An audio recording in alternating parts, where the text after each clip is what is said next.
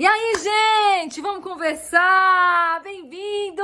Obrigado por estar aqui com a gente mais uma vez. Aproveita, curte, compartilha, se inscreve, ativa o sininho, faz tudo o que é preciso e vamos junto, vamos conversar. Hoje eu quero conversar contando uma história. Gente, quando eu era recém-casada, eu e meu esposo, a gente trabalhava o dia inteiro e estudava à noite, pense. E a gente tinha acabado de descobrir uma mágica de quando a gente casa, sabe? Sabe que é aquela mágica que a gente descobre que não acontece quando a gente casa, que as roupas não aparecem sozinhas nas gavetas, a louça não se lava sozinha, a casa não se arruma sozinha. A gente tinha acabado de descobrir essa verdade.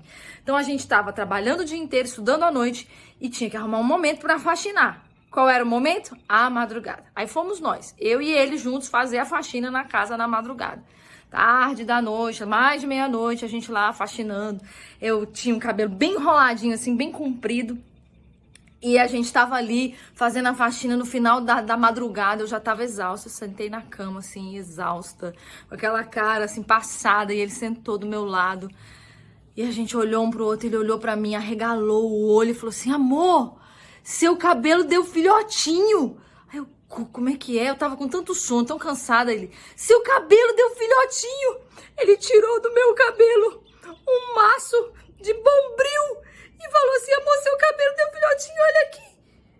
Eu parei 10 segundos, sem brincar. Pensei, ou eu pulo nesse cara e falo pra ele, tudo que eu tô brava, tudo que eu tô cansada, você vai zoar da minha cara. Ou eu decido rir junto com ele. E ainda bem que eu escolhi a segunda opção. Eu decidi ir junto com ele, nós demos umas boas gargalhadas e aquilo que era exaustão se tornou graça. Rimos um bocado daquela situação e é uma história que a gente conta para os nossos filhos até hoje, quase 30 anos depois, 23 anos depois. Gente, você já passou por situações assim, em que você teve que escolher se você ia rir ou se você ia chorar? Se você ia deixar aquilo tomar conta de você ou se você ia rir e descansar, sabe por quê? Porque casa é lugar de falar sério, mas casa também é lugar de sorrir, casa também é lugar de descontrair, e é sobre isso que eu quero falar um pouquinho com você hoje. Como você lida com isso? Como você lida nos momentos de pressão? Sabe por quê? A gente precisa lembrar que apesar das dificuldades, apesar dos desafios, a casa é um lugar de paz, ela tem que ser um lugar de paz. E existem algumas coisas que a gente precisa se lembrar para fazer da nossa casa um lugar de descontração, um lugar de alegria, um lugar que seja um verdadeiro refúgio e não um lugar onde as pessoas não querem ir. Tem gente que não gosta de ir para casa porque a casa é um lugar tenso. Já viveu tensão lá fora e vive tensão dentro de casa. E nós temos que transformar o nosso lar, a nossa casa, num ambiente de alegria e de descontração. Como? Primeiro, se permita ter momento descontraído. Tem gente que é tão tenso com os problemas que não se permite. Se alguém começa a rir na casa, já fala, não, você não pode rir porque nós estamos...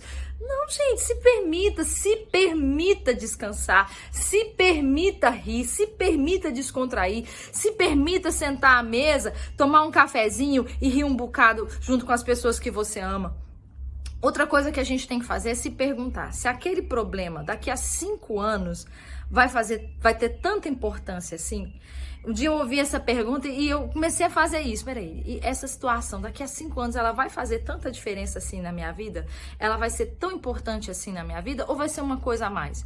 Sabe por quê, gente? As situações, elas são momentâneas. O que vai ficar é a maneira como nós reagimos, as experiências que tiramos, as lições que aprendemos naquela situação. Então a gente precisa realmente aprender o valor de sorrir. Você sabia que quem ri vive mais? Você sabia disso? Quem ri vive mais. Existem mais de 160 estudos que comprovam que quem sorri vive mais e vive melhor. Então, ó, resumindo, não vale só tomar vitamina, não vale só comer bem, tudo isso é importante. Não vale só fazer exercício. Tem que sorrir, tem que ser de bem com a vida, tem que ser feliz e buscar isso e se exercitar nesse hábito. Então, além de se perguntar se aquilo vale a pena, destruir a sua saúde, destruir às vezes o seu bem-estar, porque a tristeza, a angústia, ela é tóxica, traz toxicidade até para o nosso organismo. Então, gente, aceite a descontração como parte da sua vida, coloque ela na sua conversa de casa, aprenda uma coisa, todo mundo tem problema. Todo mundo tem problema. Como disse Jesus, no mundo tereis aflições. Todo mundo tem problema, todo mundo tem situações difíceis.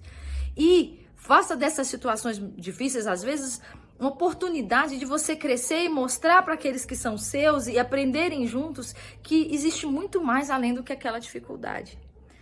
Uma outra dica que eu quero te dar, aprenda a rir de você mesmo. Gente, sério mesmo, aqui em casa eu sou zoada às vezes, porque eu cometo uns erros engraçados, assim, eu troco o nome de pessoas, tenho umas falhas, sabe, os atos falhos que a gente comete de vez em quando, eu sou dona disso, e aqui a galera me zoa mesmo, e eu aprendi a levar na brincadeira, porque às vezes é naquele momento em que eu tenho um ato falho, em que eu troco o nome de alguém, ou algum deles também faz isso, que a gente ri, descontrai, brinca.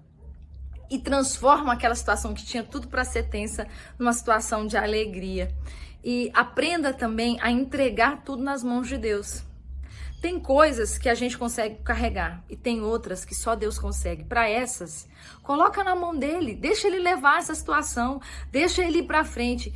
E além de tudo, sorria, conte histórias engraçadas, compartilhe histórias engraçadas ao redor da mesa com a sua família, sabe? Começa a ouvir, você tem alguém da sua família que é bom contador de histórias, ouve essas histórias, ria um bocado, torne a sua casa um ambiente de descontração, um lugar onde as pessoas gostam de estar, transforme sua casa nesse ambiente. Como? Atitude pessoal.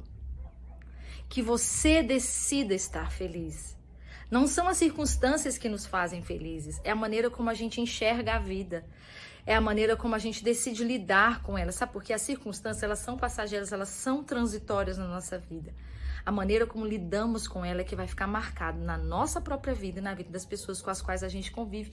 Decida ser feliz, ter uma vida mais longa, mais plena, faz da sua casa um lugar de alegria, conta história, ouve história, conta as histórias antigas da sua família, conta histórias engraçadas, escuta as histórias engraçadas dos seus filhos, do seu cônjuge, compartilhe histórias, compartilhe comigo também, deixa aqui a sua história engraçada. Você tem uma história? Conta a sua história pra mim, deixa aqui nos comentários a sua história, vamos aprender a viver leve, a viver feliz. A gente não precisa carregar o mundo nas costas, que a sua casa seja uma casa de paz, uma casa de alegria.